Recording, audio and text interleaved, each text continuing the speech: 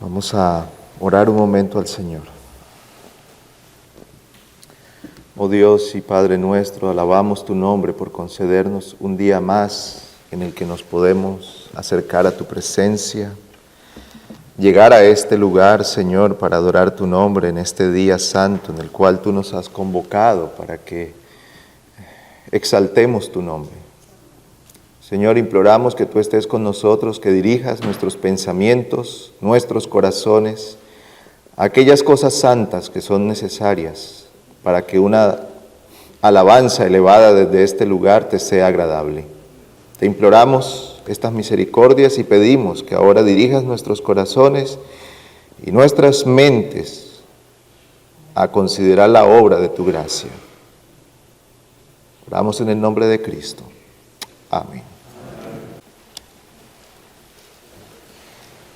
Tito capítulo 3, versículo 5, dice la palabra del Señor: nos salvó no por obras de justicia que nosotros hubiéramos hecho, sino conforme a su misericordia, por medio del lavamiento de la regeneración y la renovación por el Espíritu Santo. Cuando nosotros pensamos en la manera en la que el Señor nos ha salvado, tal vez cada uno de nosotros pudiéramos encontrar diferentes detalles, diferentes circunstancias y providencias que el Señor ha usado para llamarnos a creer en el Evangelio. No hay una sola manera en la que Dios llama a los hombres, es decir, usa su palabra, pero las providencias, las circunstancias que Dios permite en la vida de los hombres son variadas. Algunos el Señor permite que por un tiempo vivan una vida alejada de Él, en rebeldía, en abierta inmoralidad y perversión, y luego el Señor los llama, pero a otros el Señor les permite estar relacionados con el Evangelio desde temprana edad. Y aunque no coincidamos con la mayoría, tal vez aquí, en las circunstancias y providencias que el Señor usó para llamarnos al Evangelio, todos podemos coincidir en algo. Y es lo que dice el apóstol aquí: nos salvó, no por obras de justicia. No por obras de justicia que nosotros hubiéramos hecho, sino por su misericordia.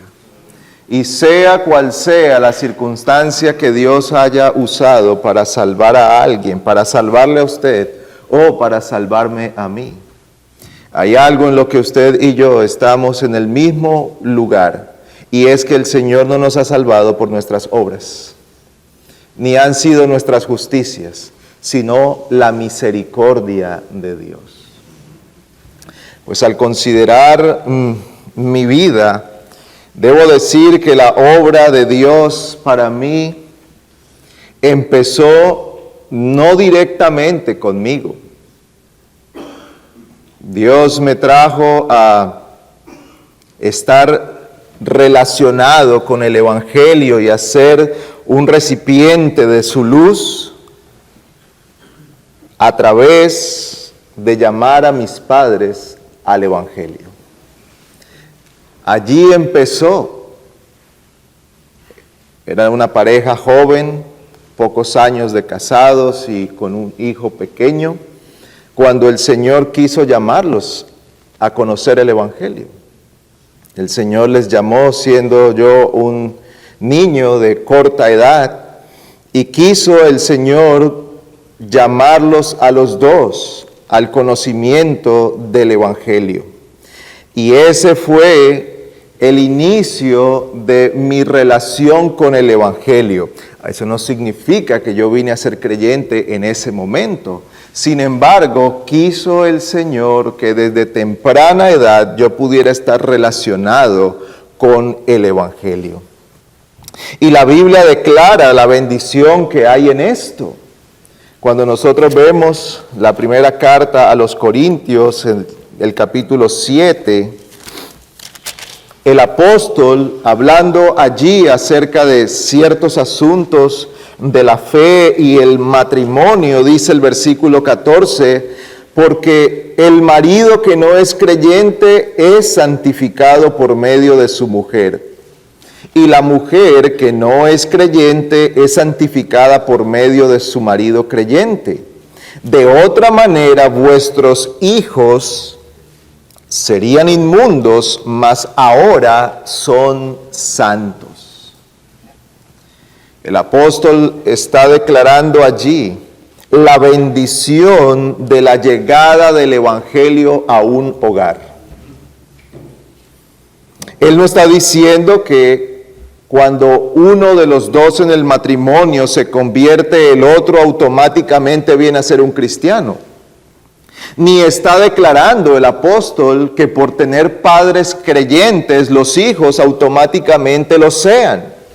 Pero sí él está diciendo que hay una gran bendición con la llegada del evangelio a un hogar. Cuando Dios concede que uno de los dos, según el caso del versículo, o que los dos en el matrimonio vengan al conocimiento de Cristo, la bendición de esto no solo alcanza al que cree, sino a su casa. Hay una gran bendición cuando este creyente trae la luz del evangelio a su hogar. Sus hijos son santificados. ¿En qué sentido?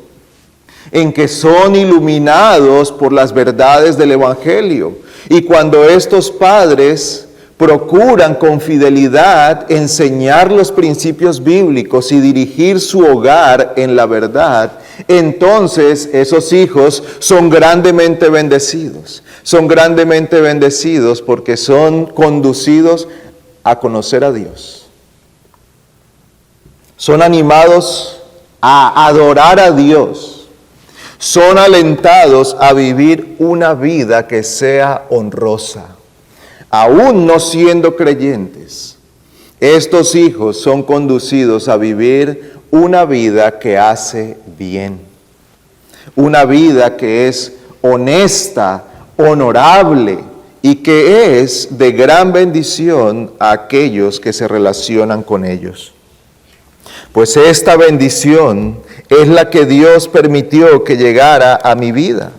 El Señor trajo a mis padres al conocimiento del evangelio y ellos, con la luz que tenían en ese momento, iniciaron una labor: conducir su hogar en el evangelio.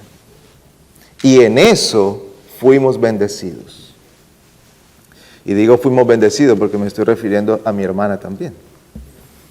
El hogar fue bendecido por estas cosas. El hogar fue bendecido cuando nosotros éramos alentados a clamar al Señor. Cuando éramos alentados a guardarnos de la idolatría, de la inmoralidad y las rebeliones. Fue de gran bendición porque el Señor no quiso que nosotros creciéramos en un hogar que se entregara a la idolatría y a las perversidades del mundo. ¡Qué gran bendición es esa! Y para los niños y jóvenes que están aquí, esa es una gran bendición, que tal vez ahora en ciertos deseos de su corazón ustedes no aprecian, pero qué bendición es que el Señor los ha librado de una familia idólatra, en la cual ustedes no caen cautivos a un ídolo que luego se arraiga en el corazón, y qué difícil es desligarse de eso. Qué triste es ver los hogares que promueven en sus hijos una codicia desenfrenada y hacen de este mundo y sus placeres el Dios de sus vidas. Qué lamentable es cuando los hijos son entregados por los padres a todos los movimientos que este mundo promueve para hacerles un mal de desgracias eternas. Pues qué bendiciones para los jóvenes y los niños que puedan tener padres que quieren ser fieles a Dios y hacerle bien a sus almas. Esto es lo que Dios ha traído y es lo que Dios quiso que yo tuviera en mi vida. La luz del Evangelio, la guía para conocer a Dios, el conocimiento de la ley de Dios, una vida honesta y otros muchos beneficios son recibidos por los hijos de padres creyentes. Sin embargo, es necesario que los hijos se arrepientan y crean en el corazón para ser salvos. Aún siendo beneficiado por todas estas bendiciones, mi corazón permanecía endurecido. Endurecido.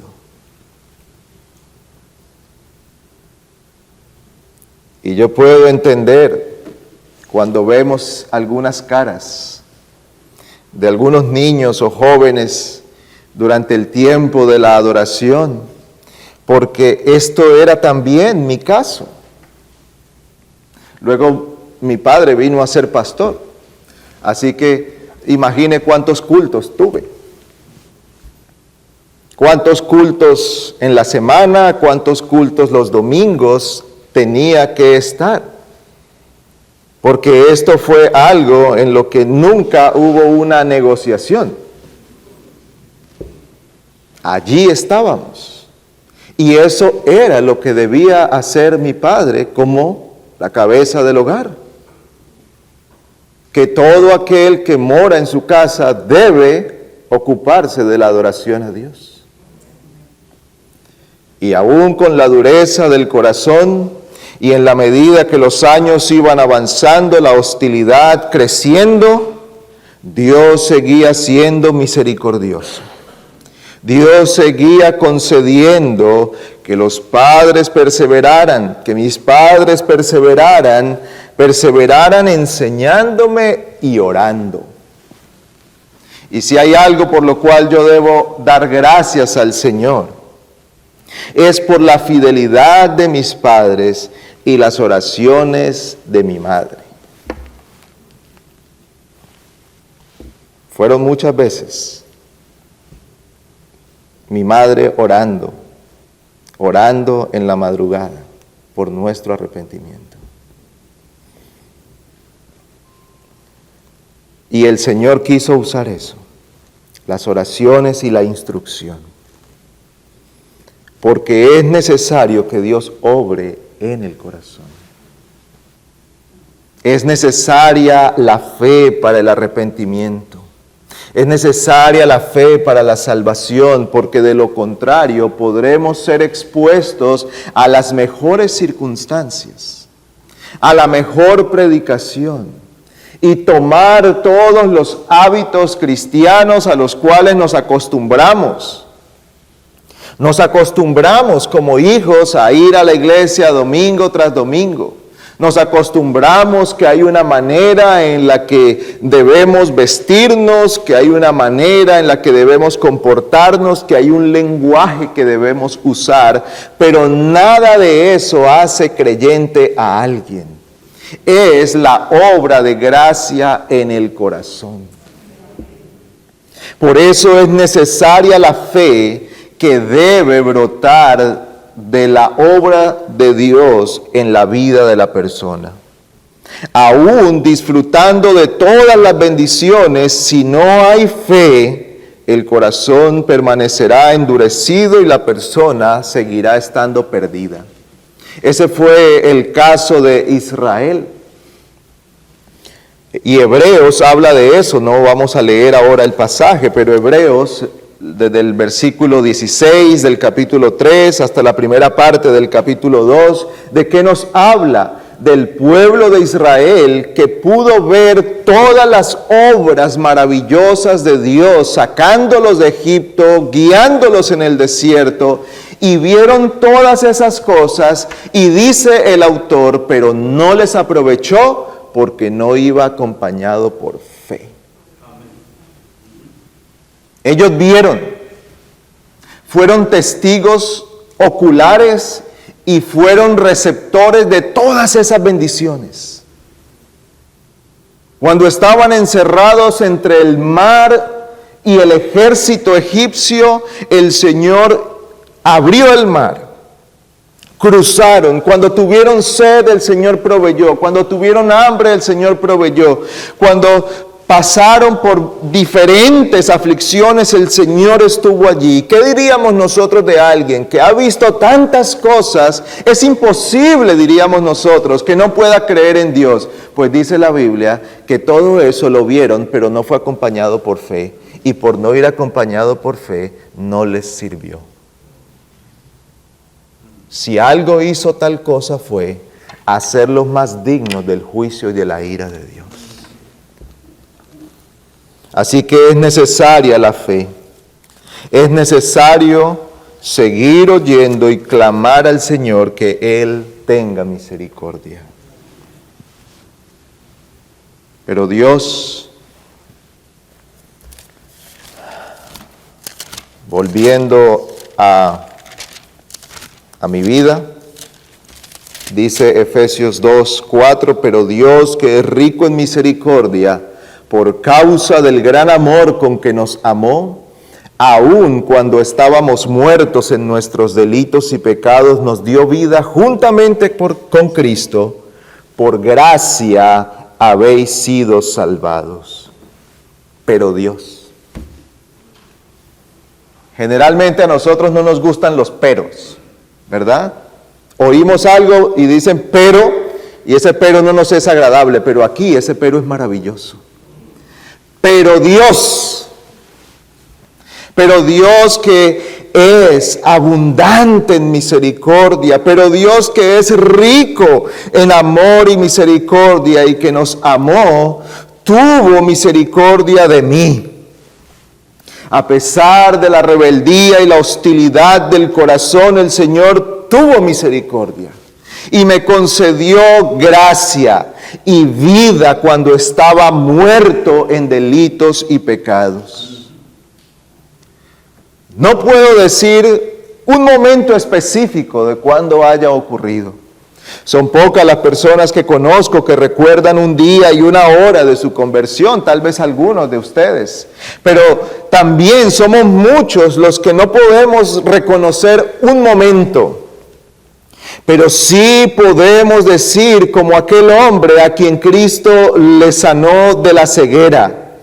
Cuando le insistían preguntándole quién te sanó, cómo lo hizo, qué pasó, este hombre dijo, una cosa sé, que era ciego y ahora veo.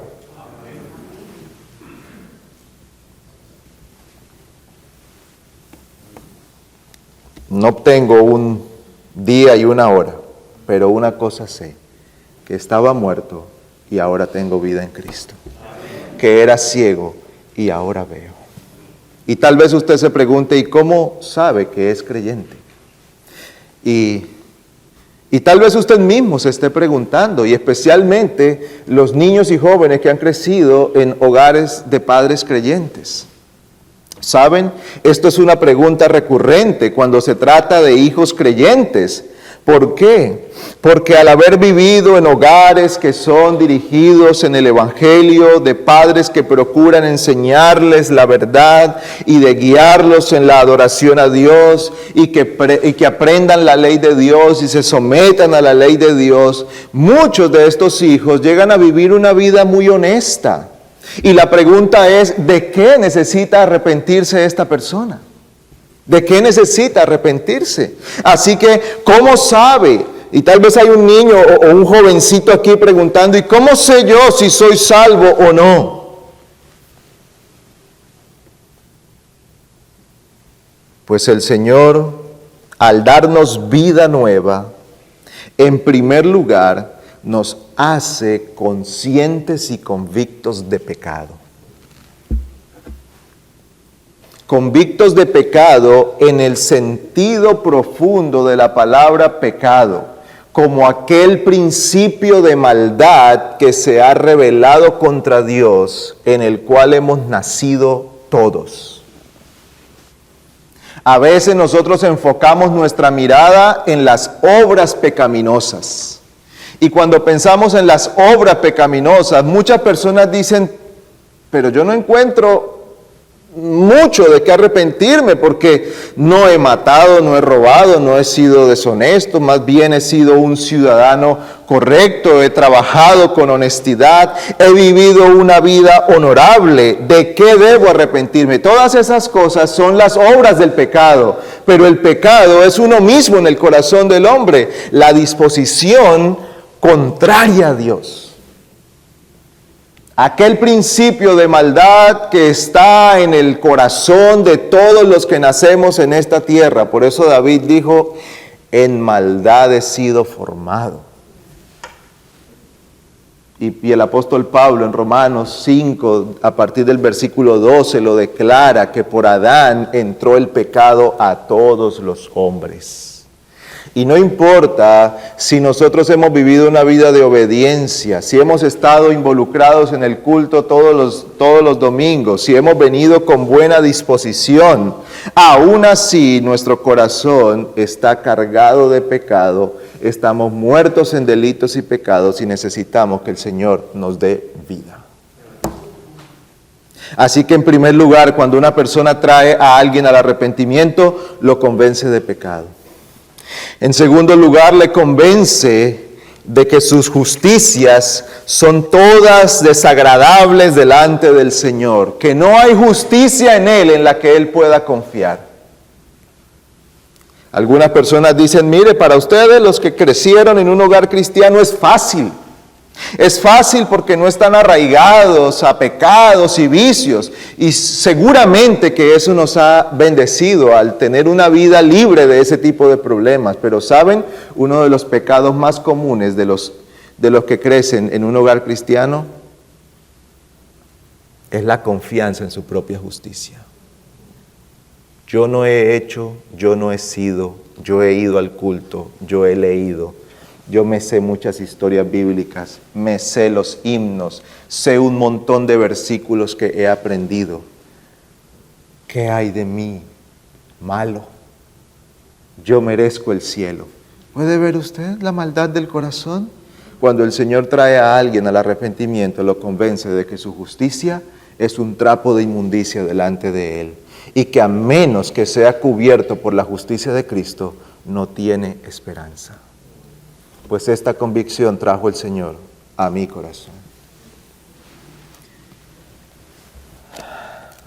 ¿Cómo más el Señor, o cómo más puedo yo saber que soy un creyente? Porque el Señor me ha convencido que solo Cristo con su vida, muerte y resurrección puede hacerme aceptable delante de Él. Amén. Y a esa convicción necesita llegar cada persona que ha de ser salva. En cuarto lugar, ha sido despertado el anhelo de vivir para Dios, aborreciendo el mal y amando el bien. Y esto es fruto de la obra de Dios dando un nuevo corazón. Esto es fruto de la obra de Dios poniendo nuevas disposiciones en el alma. Hay nuevos deseos en el corazón. El creyente ahora ya no ama las cosas que antes amaba y ya no aborrece lo que aborrecía. Todos hemos nacido aborreciendo a Dios y su ley. Todos hemos nacido deseando encontrar un lugar donde Dios no vea nuestra maldad, donde podamos hacer nuestras maldades sin que Dios nos vea y nos juzgue. Por eso nos gusta escondernos para hacer las cosas malas. Eso es una demostración de lo que es el corazón del hombre que está tratando de esconderse de Dios. Pero el Señor trae tal convicción y ahora el creyente ama lo que Dios ama y aborrece lo que Dios aborrece. Y aunque estamos lejos de llegar a ser perfectos en esto, hay algo que mueve nuestro corazón. Señor, yo quiero ser como Cristo. Yo quiero vivir para hacer tu voluntad. Ayúdame en mi debilidad. Decimos como aquel hombre al Señor Jesucristo, creo, ayuda mi incredulidad. Creemos, pero también vemos la incredulidad de nuestro corazón y eso nos aflige y nos hace clamar al Señor, Señor, concédeme fe para creer completamente en ti. todo creyente comparte algo. Cada creyente puede coincidir conmigo en algo.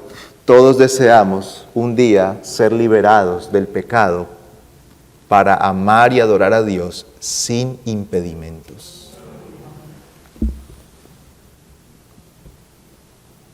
Estas convicciones fueron traídas por el Señor. Doy gracias a Dios que hasta aquí me ha sostenido. Y ha sido Él, porque al pensar en mi vida y en los méritos que he hecho todos los méritos para ser despreciado de la presencia de Dios. Pero el Señor ha seguido teniendo misericordia. El Señor ha extendido su mano y me ha sostenido. Y mi ruego a Él es que complete la obra que un día empezó en mí. Que me permita llegar a la ciudad celestial. Que yo pueda decir al final de mis días, he peleado la buena batalla, he guardado la fe. Ese es mi ruego al Señor, esa es mi petición al Señor. Y suplico a Dios que no me suelte de su mano. Permítame terminar dando algunas palabras para algunas personas aquí. En primer lugar, los niños y jóvenes y todos los no creyentes que están aquí. Considere como un gran favor de Dios que Él le haya puesto en el hogar que Dios le ha puesto. Bien pudiera usted haber nacido en una época de la historia cuando el Evangelio no llegó a nuestros lugares. Pienso en mi país, y el Señor pudo haberme llevado a nacer en mi país 500 años atrás, adorando el sol y la luna y haciendo todas estas cosas y jamás haber oído el Evangelio, pero Dios tuvo misericordia. Pero pensemos en nuestro tiempo, Dios pudo haber permitido que usted, niño o joven, naciera en un país donde se prohíbe la proclamación del Evangelio, donde se promueven dioses falsos, y usted pudiera estar ahora mismo condenado al estar siguiendo aquellas cosas. Pero el Señor ha mostrado misericordia al permitirle nacer en el hogar que nació, tener padres o un padre creyente, y hoy estar en este lugar oyendo estas cosas. Clame al Señor para que Él le permita ver esto como una bendición, para que Él quite el corazón de piedra y le dé un corazón sensible, un corazón que reciba por la fe la gracia que Dios ofrece gratuitamente en Cristo. En segundo lugar, quiero hablar a los que somos padres. Hermanos, no nos desalentemos de hacer bien a nuestros hijos. No nos desalentemos, porque sabe el Señor en qué momento hará una obra. Sabe el Señor qué hará con la vida de nuestros hijos. Y nuestra responsabilidad es seguir clamando a Él por nuestros hijos. Mientras nuestros hijos vivan, hay esperanza. Y debemos seguir perseverando y orando, a pesar de las malas caras y la poca disposición, sigamos enseñando la verdad del Evangelio, porque es por oír la palabra que viene la fe. Y hermanos, confiemos en el Señor, porque no somos nosotros, no es nuestra capacidad de argumentar, ni son nuestras palabras las que van a convencer a nuestros hijos, sino el poder de Cristo, el ministerio del Espíritu Santo. Así que usted dice, ay, yo no sé mucho, mire, yo soy más bien corto de palabras y hasta un poco torpe para hablar. Hermanos, no son las capacidades de nuestras palabras, sino el poder de Dios los que harán la obra. Así que no se desaliente, hermano. No se desaliente para seguir orando. Y finalmente para todos los creyentes que están aquí, hermanos, al meditar cada uno en los medios y providencias que Dios ha usado para traernos al reino de su amado Hijo, elevemos nuestra alabanza por la profundidad y la sabiduría de Dios, por la profundidad de las riquezas de su misericordia y la sabiduría de Dios. Dé gracias al Señor porque Él le ha rescatado. Alabe el nombre de Cristo porque usted estaba muerto, pero ahora tiene vida. Era ciego y ahora ve la luz de Cristo. Que el nombre del Señor sea glorificado. Oremos. Oh Padre nuestro, te suplicamos, Señor de los cielos, que al meditar en la obra que tú has hecho en nuestras vidas, nuestros corazones se eleven delante de ti en adoración. Que nuestras almas se postren ante tu presencia, exaltando el nombre de aquel que se dio por nosotros. Y oramos por aquellos que están aquí, que aún no te conocen, por nuestros hijos. Ten misericordia de ellos. Quebranta la roca de sus corazones. Ayúdanos a nosotros a perseverar haciéndoles bien. Y haz tú la obra que nosotros no podemos hacer. Te lo imploramos en Cristo. Amén.